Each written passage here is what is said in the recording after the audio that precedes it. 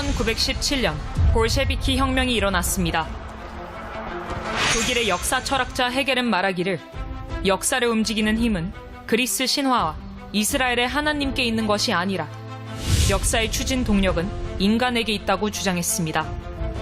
그리고 이러한 헤겔의 사상은 독일의 공산주의 혁명 사상가 엥겔스와 칼 마르크스에게로 옮겨갔습니다.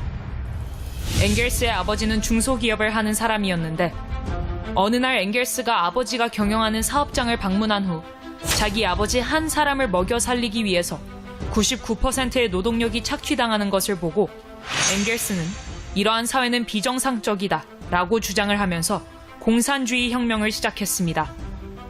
엥겔스는 아버지가 99%의 노동자를 위해 집에 돌아와서도 기업과 직원들의 업무를 계획하는 아버지의 정신적 노동은 생각하지 않았던 것입니다. 이것이 공산주의의 시작입니다. 엥겔스는 칼 마르크스와 연합하여 영국으로 갔습니다. 영국을 공산화시키기 위하여 노동자들에게 낫과 곡괭이를 가지고 지주의 목을 치자고 선동하였지만 요한 웨슬리의 복음의 벨트에 걸려서 실패했습니다. 요한 웨슬리는 영국의 복음주의자로서 무소속의 윌리엄 윌버포스를 의회 의원에 3번 출마시켰지만 떨어졌습니다. 그러나 결국 4번째 시도 끝에 윌리엄 윌버포스는 당선되어 요한 웨슬리의 지시에 따라 의회에서 노예 해방을 주장했고 의원들의 동의로 노예가 해방되었습니다. 그러나 노예가 해방되자 노예들이 길거리로 뛰어나와서 물건을 도둑질하는 것을 보고 영국 국민은 노예는 노예의 위치에 두어야 하는데 왜 그들을 해방시켜서 사회 문제를 일으켰는가 라고 요한 웨슬리를 원망했습니다.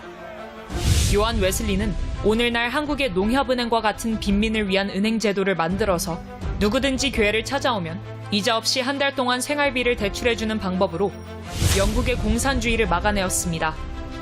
칼 마르크스와 엥겔스는 영국 공산혁명에 실패하자 러시아로 갔습니다. 그곳에서 성찬식하는 모습을 보았는데 성찬식에 분병을 하는 장로를 평신도가 증오의 눈으로 째려보는 것을 보고 예배가 끝난 뒤에 왜 당신은 주님의 가장 거룩한 성찬식을 받으면서 장로를 증오의 눈으로 쳐다보는가 하고 물었더니 내일 아침에 내가 일하는 목화밭 농장으로 오라. 그러면 그 이유를 알려주겠다. 라는 답을 받았습니다.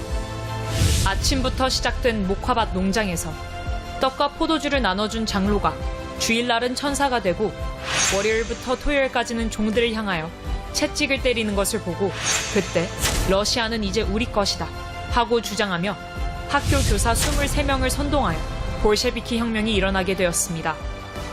1917년 혁명이 유고, 체코, 오스트리아, 우즈베키스탄, 카자흐스탄, 키르기스탄, 그리고 소비에트 러시아를 다 불태우고 내려올 때에 개신교의 복음의 벨트인 덴마크, 스웨덴, 노르웨이, 핀란드, 서독에 걸려서 공산주의 혁명이 저지가 되었습니다.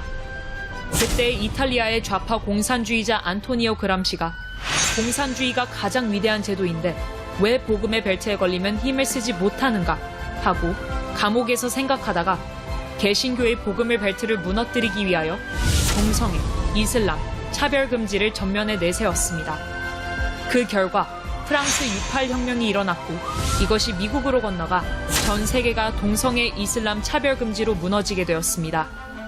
동쪽으로 볼셰비키 혁명 세력이 동독을 점령하고 중국을 점령하고 동남아 일부를 점령하여 이것이 북한으로 들어가서 주사파의 옷을 갈아입고 대한민국으로 침투하여 오늘날 대한민국이 주사파에 의해 점령되는 세상이 되었습니다.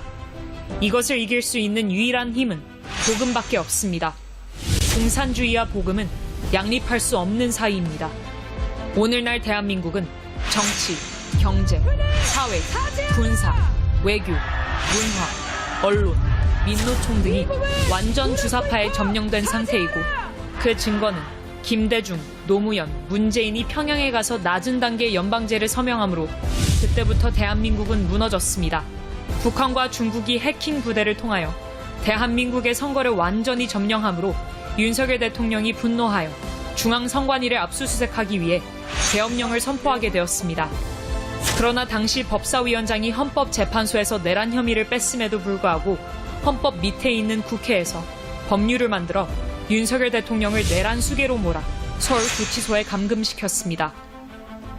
이제 우리는 헌법 위의 권위인 국민 저항권으로 광화문 광장에 1,000만 명이 모여 이미 북한 주사파에게 점령된 대한민국을 정상적 국가로 구출해야 할 것이며 이승만 대통령이 세웠고 박정희 대통령이 일으킨 세계 경제 6위, 군사력 5위의 나라를 속히 구해야 할 것입니다. 이재명 대통령은 연말까지 자진하야해야 할 것이며 국회의원들은 자진 사퇴하고 3개월 안에 재선거를 실시하여 대한민국을 정상적 국가로 바로 세워야 할 것입니다. 광화문에 한 번이라도 나온 사람들은 총집결하여 1,000만 명이 광화문 광장에 모이면 4.19와 5.16 혁명 같은 효과가 일어날 것입니다. 이것은 헌법 위의 권위를 가지고 있기 때문에 대한민국은 제2의 건국을 해야 할 것입니다. 존경하는 국민 여러분, 우리는 광화문 운동을 7년 진행하였고 윤석열 대통령을 당선시켰으며 그 결과 오늘까지도 우리는 대한민국에 살 수 있게 되었으나 이재명은 문재인보다 더 사악한 자이므로 반드시 대한민국을 북한의 연방제로 넘기기 위하여 방위 출신을 국방부 장관에 임명하는가 하면 미 문화안에 불을 지른 김민석을 총리로 임명하고 장 차관들은 군대도 안 다녀온 자들로 임명하여 대한민국을 전쟁 없이 북한의 연방제로 넘기려고 시도하고 있습니다. 우리는 북한의 연방제로 나라를 넘겨줄 수 없습니다. 반드시 이승만과 박정희 대통령의 정신으로 대한민국을 지키고 자유통일을 이루어 세계 G2 국가를 이루어야 할 것입니다. 정광훈 목사 드림.